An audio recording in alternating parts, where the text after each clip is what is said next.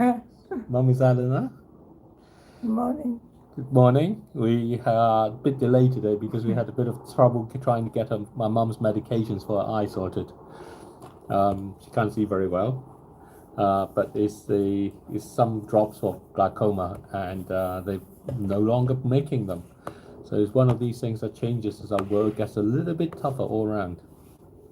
But anyway, we're reading Thriving at Nature's Pace, which is my book, and I wrote it about a new approach to climate change. And it's an emergent approach, which means that it's you who's in charge, and it's you who can shape the future you want.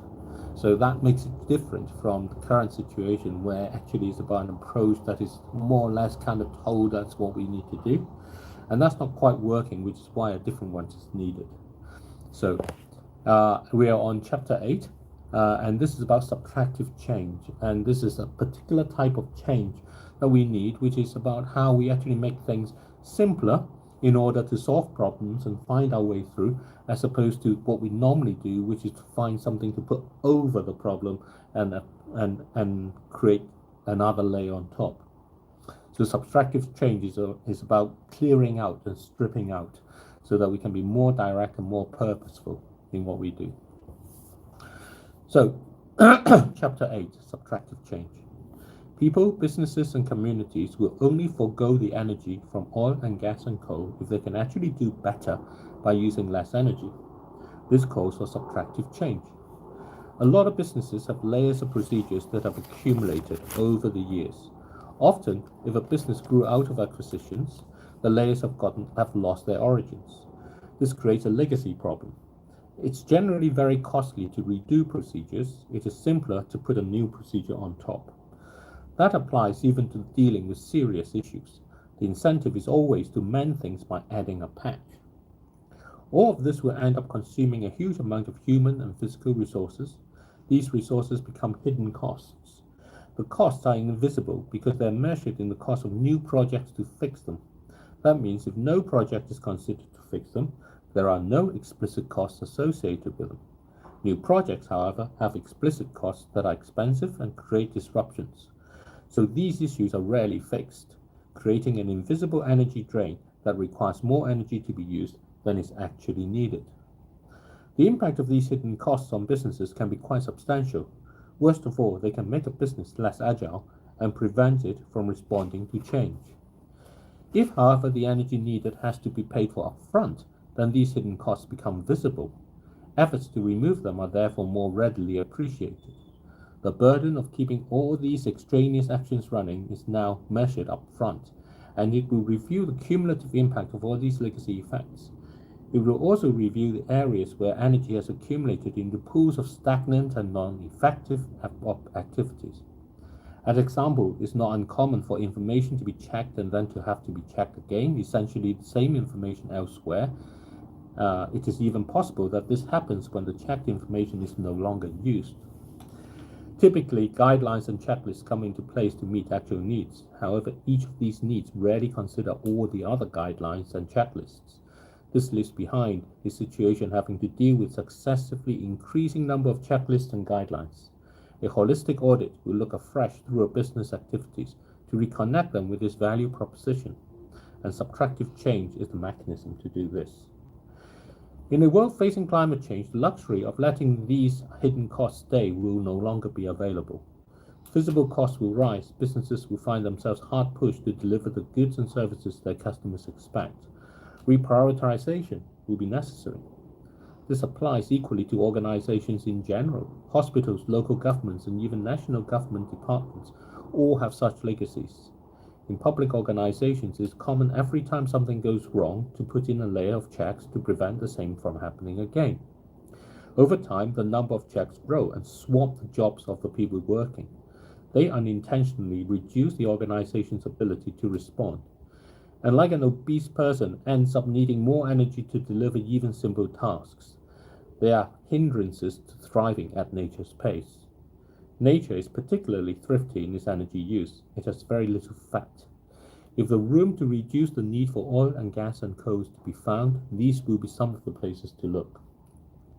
Doing so will naturally improve the preparedness of the businesses and organizations to climate change. Climate preparedness is different from net zero. It is a matter of being clear about the entity's value proposition and being able to deliver it. That requires agility and robustness. Here it is important to make the distinction between resilience and robustness. Resilience is the cause of these legacies. Resilience seeks to keep the same process from breaking down, and if anything untoward should happen, they seek ways to get the processes back into action as quickly as possible. Nothing therefore changes. Resilience is to pretend the greater environment does not matter.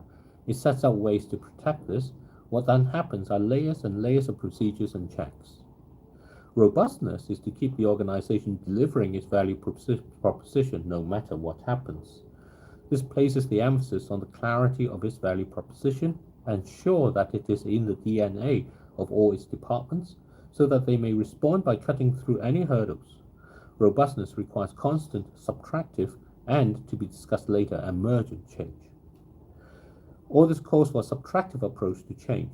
Subtractive change is the crystal ball that looks through the spaghetti of activities to expose the path to delivering. Subtractive change improves a business and organization's holistic health. It often stands by clarifying the value proposition that it is supposed to deliver. Imagine, for example, a traffic junction between multiple roads. People and traffic are crossing each other from many sides. A lot can go wrong. Children may be rushing to school. Parents with prams may be rushing from shops. Roadworks will increase the difficulty for drivers to navigate safely. However, the value proposition of the junction is that users can get across promptly and safely. The conventional junction has traffic lights to deal with the situation.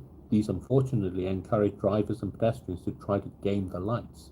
When this happens, too many pedestrians all moving at the same time will become a recipe for accidents. When accidents do happen, more controls are typically put in place. There will be more traffic signs, speed cameras, and pedestrian crossings. Each of these will add more to the things the things the drivers and pedestrians will have to pay attention to. The crossing then becomes even more dangerous rather than less dangerous, and there are now more things that can go wrong. Because more things can go wrong, the junction becomes more prone to accidents. This type of situation applies to many businesses and organizations today, and it will frustrate the changes they need to make to face climate change. Imagine using a subtractive change approach. A roundabout works by taking away all the controls to leave the responsibility to the drivers and pedestrians themselves. The roundabout is a circle in the road where drivers cannot go straight through. They have to go in a unidirectional circular flow around the center. Multiple roads are connected one after the other to this circle. Without the threat of crossing into each other's path, the traffic can now manage itself autonomously. That makes the drivers and pedestrians fully accountable to themselves for getting across promptly and safely. The roundabout is robust. It does not require energy to operate. It requires no monitoring, no control to synchronize signals, and there's nothing about it that can fail. Even if power grids go down and storms blow, the roundabout continues to function. At a roundabout, the drivers see fully the flow they need to see.